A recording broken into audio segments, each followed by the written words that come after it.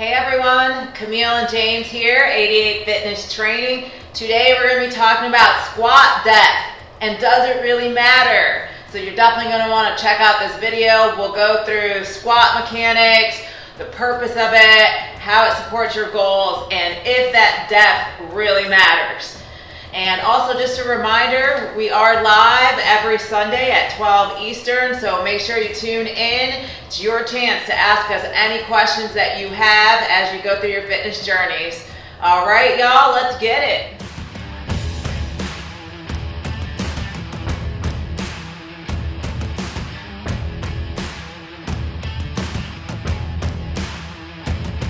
So a squat is a compound exercise that has multi-joint movement. So you're moving at the hip, the knee, and the ankle as you do the squat.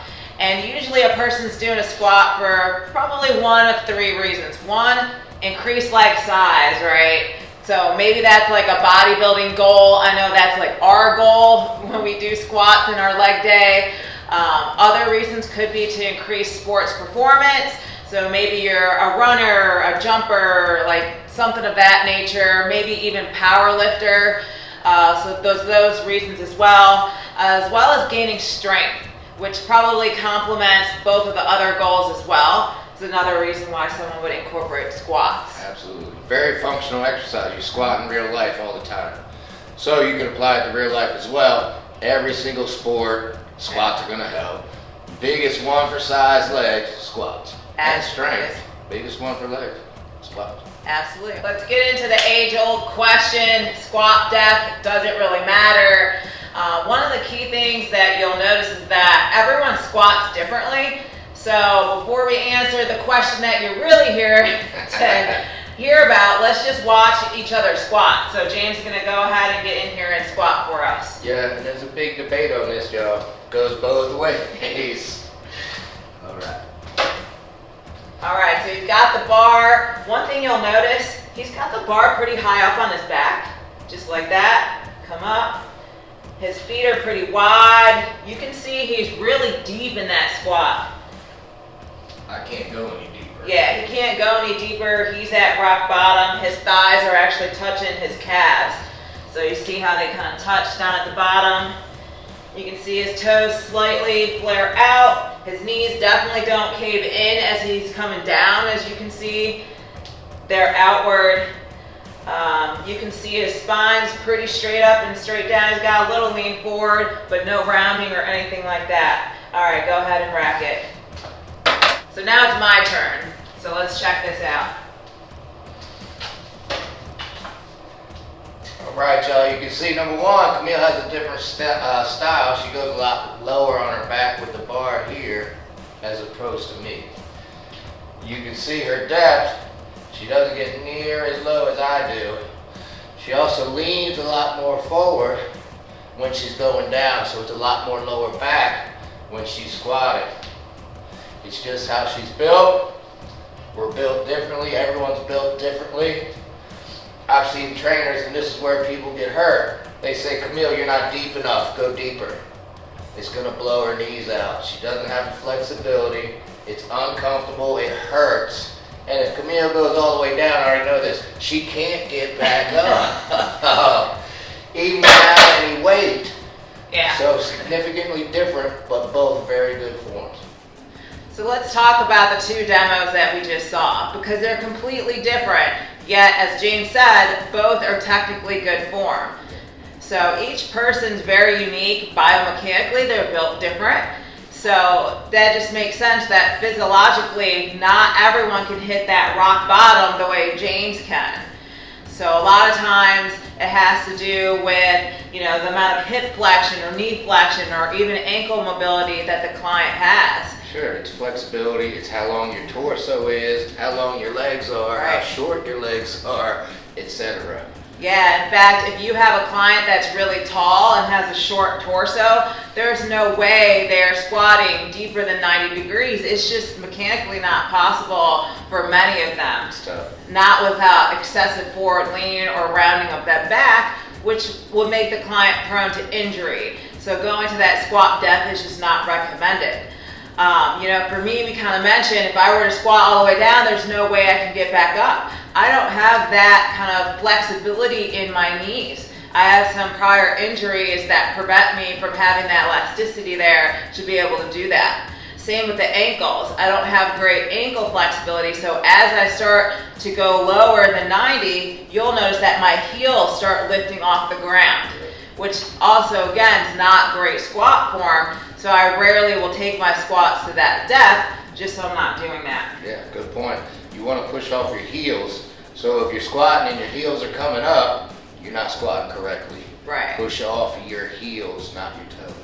Absolutely. So there's many factors that go into how deep the person's actually able to squat, and depending on, and as a trainer, you can try to get them to squat deeper, but you're going to start to notice that the form's going to break down, and that's the point where you have to say it's not worth going to that depth because it'll just lead them to injury. Yeah, and clients, you got to talk to your trainers as well.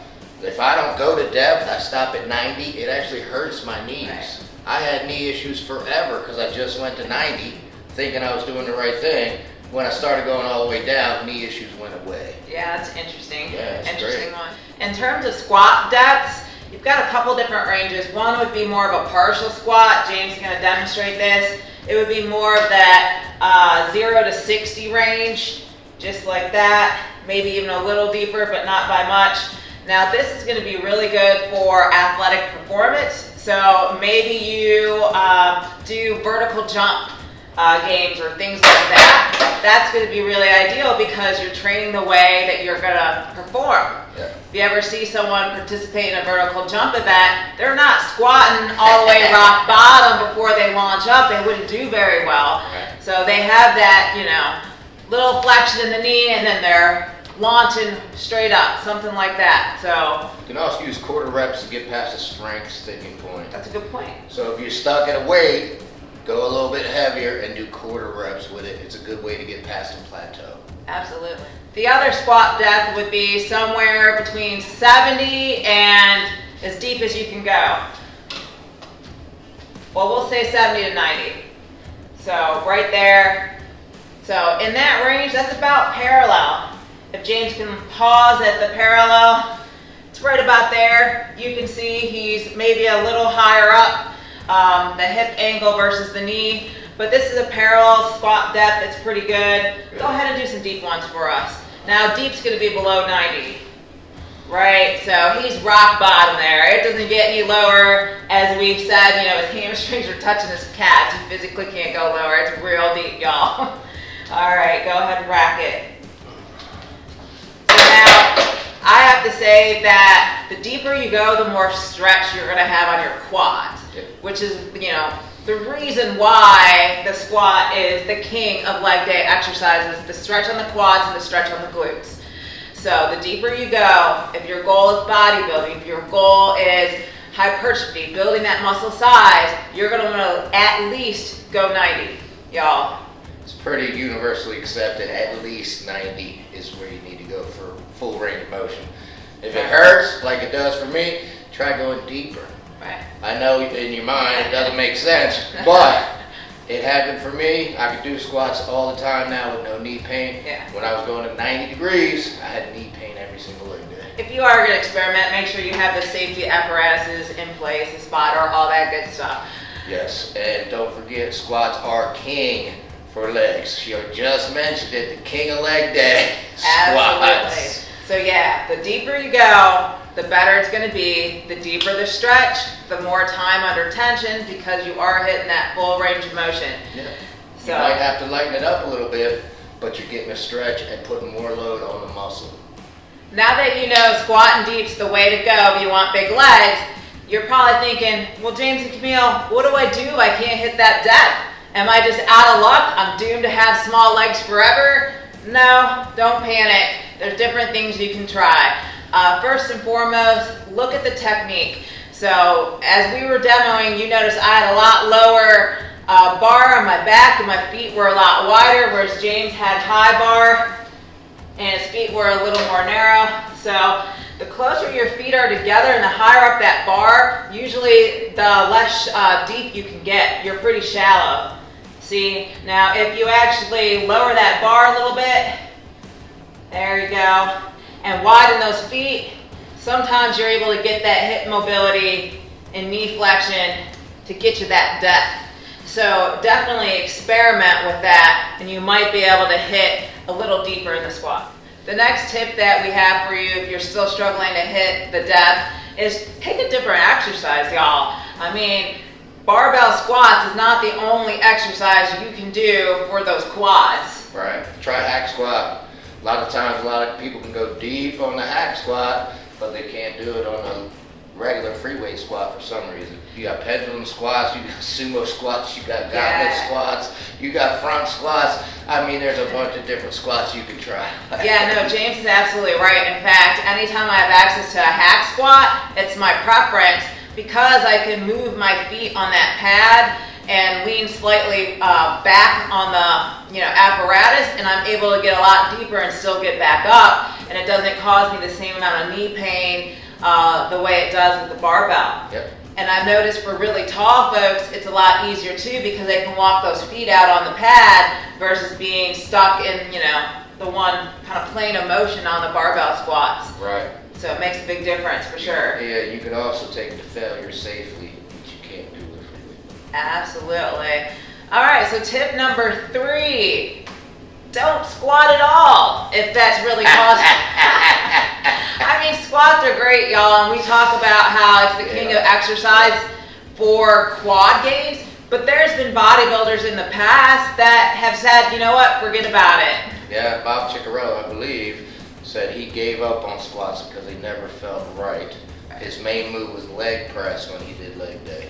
So there are gains, there are ways around squats. I wouldn't recommend it if you can do squats, squat. But if you can't do it, then work your way around it. Heck yeah, work in some other compound exercises, work in isolation. Leg extensions are incredible. It's a great exercise. You're gonna load up the weight on your quads, you're gonna feel it. Leg press, like we mentioned, that's another really great exercise for legs. Another pro tip is if you start with squats and you have a little bit of knee pain, try something else and then come back to squats. There's many leg days I started with squats, said no, my knee doesn't feel right, went to deadlifts, felt great, came back to squats, and when I came back to squats, the knee was fine and ready to rock. Yeah, and then kind of along that same lines, number 4, don't give up. Work in some corrective exercises. So if it really is a hip mobility, a knee flexion, ankle mobility, there are exercises you can do to improve those aspects. And stretches for your flexibility. Absolutely, absolutely. So those are the 4 tips that you can work in if you are struggling to hit that correct depth. Well, there you have it, y'all. So just in summary, there is no one-size-fits-all approach when it comes to squat depth. Absolutely. So pay real close attention to what your goal is. Is it increased muscle size, athletic performance, or some other type of goal? Squat to the depth that fits the goal. And then lastly, good point. Squat to where you're comfortable. Yes. Everybody's built different, like we said. Squat to where you're comfortable. Don't worry about people watching. Don't worry about trying to fit somebody else's form. Squat to where your body's built, where your body is comfortable. And don't, try to fit somebody else's form. Like I said earlier, that's where I see people get hurt over and over and over. It's when they're trying to force you into somebody else's form. All right, y'all. Well, thanks for tuning in. I hope you've enjoyed this video. For more like it, definitely check out that leg playlist. Oh, yeah. And as always, like and subscribe. Camille and James, 88 Fitness Training.